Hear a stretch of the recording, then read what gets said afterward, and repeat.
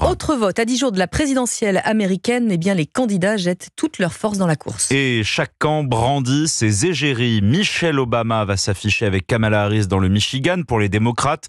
Côté républicain, Joe Rogan reçoit Donald Trump dans son podcast. Alors Joe Rogan, c'est une personnalité controversée qui rassemble des millions d'auditeurs. L'entretien entre les deux hommes a duré 3 heures et a été particulièrement explosif, Aviva Fried.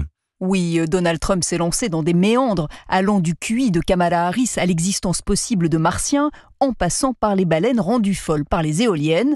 L'occasion aussi de revenir sur la politique étrangère, notamment ses rapports avec Kim Jong-un. Je lui ai dit, pourquoi tu ne lèves pas le pied ? Détends-toi, va à la plage. Tu construis toujours du nucléaire. Détends-toi, construisons des immeubles sur ta côte.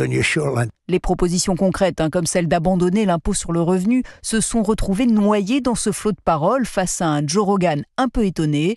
Donald Trump a même hésité en abordant son thème préféré, l'élection 2020. J'ai gagné. Non, j'ai perdu. Enfin, j'ai pas perdu. Ils ont dit que j'avais perdu. Les candidats sont à égalité dans les sondages, mais l'ancien président n'y croit pas. Ses sondeurs lui ont dit les choses clairement.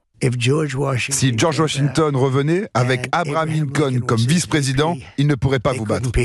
Même si Donald Trump a montré qu'il pouvait tenir 3 heures de conversation, ce ne sera sans doute pas suffisant pour séduire de nouveaux électeurs. Et ne manquez pas le dispositif spécial US sur Europe 1 le 5 novembre pour décrypter ensemble les résultats de la présidentielle américaine.